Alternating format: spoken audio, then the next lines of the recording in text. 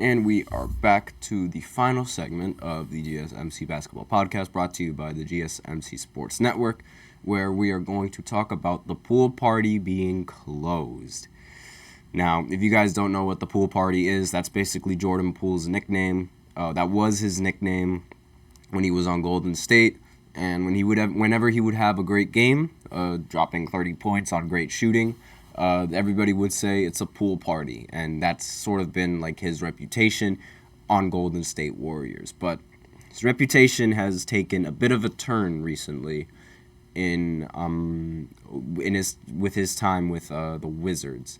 And what I mean by that is that like he's their most paid player right now, making $130 million, and he's so far been the main reason why this Wizards team isn't where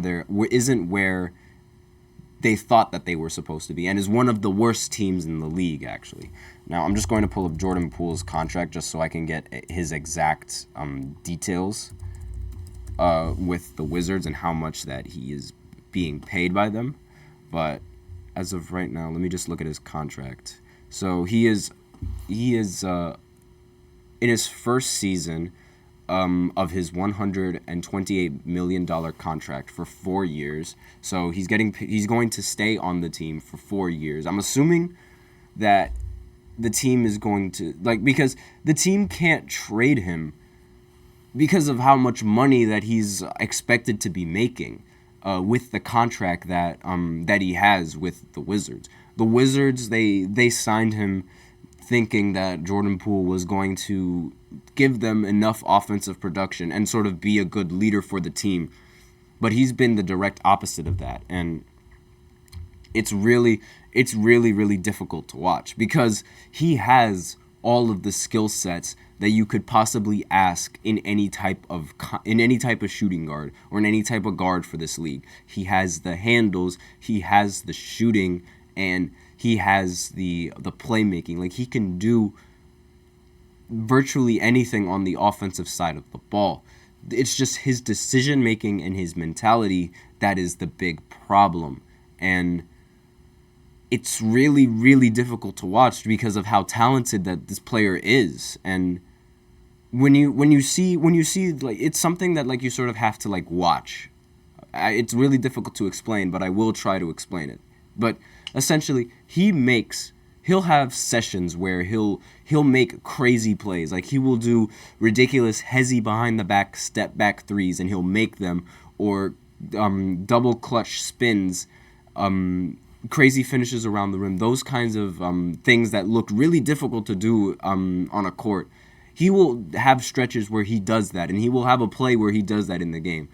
And then immediately after that, he'll have a play where he either throws a really dumb pass, he'll take a really bad shot, he'll airball a three, or he'll just look like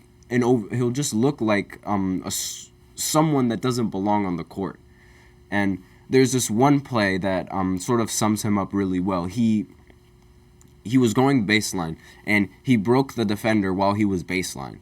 Now, instead of taking the open shot immediately, he sits there and looks at him and he waits, giving another defender enough time to go up and swat him. So it's as if he's trying to play like he is some sort of human highlight reel. And you do not want someone who has that mindset on your team, because that he's only thinking about himself. Again, human highlight reel. So he's only playing to try and get nice highlights. That's not a type of player that you want, and that's not a type of player that you want to be giving that much money to. And it's much easier to like see it rather than to like explain it, because like it's something that you sort of have to see, and it's a play style that you have to see, because the games that he has and like the games that he's played on the offensive side, his decision making, it's really bad in certain stretches. Again, he has stretches where he looks like he's really good, but it's those stretches. But he has more stretches where he looks really bad than he does look really good. And I haven't even mentioned how bad he is on defense, and his defense is incredibly lazy. it's on top of the fact that he's like not that much of a good defensive guard already, he is extremely lazy on the defense.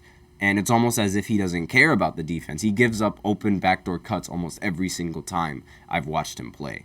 And do the Wizards, like, do they have a point in benching their best player and the player that's being paid the most money? Because he's making the most money and is coming off the bench right now. So is that really a good move for Washington? I personally think that it's a really, again, you're stuck between a rock and a hard place, because the best player on your team, allegedly, like the player that gets paid the most, is coming off the bench. But that sort of helps the team, because Jordan Poole is dead last in box plus minus stats. And if you guys don't know exactly what that is, it basically means that every single time he's on the court, the other team outscores his team. Now, the fact that he's dead last in that means a lot, given how, like, just because it shows that he is the direct reason for why this team is losing a lot of games. Like, he is the main culprit, and Kuzma is obviously like one of the culprits as well, because he's second to last in the box plus minus. And this team, while it's not really a good team, it wasn't expected to rival one of the worst teams in the league. It was not expected. They have an argument for being the worst team in the league. And the fact that the Pistons broke the record for the longest losing streak in NBA history, and the Wizards have an argument for being worse than them, is insane to me. But with that, we are out of time for the fourth segment and this episode. Thank you so much for tuning in to the GSMC Basketball Podcast, presented by the GSMC Sports Network. Your support means a lot to us, so please remember to subscribe to the show and leave a positive review. It really does make a difference. We also invite you to follow us on Facebook, Twitter, TikTok, and Instagram for more content and updates. Thank you once again. I am your host, Nelson, and as always, take care.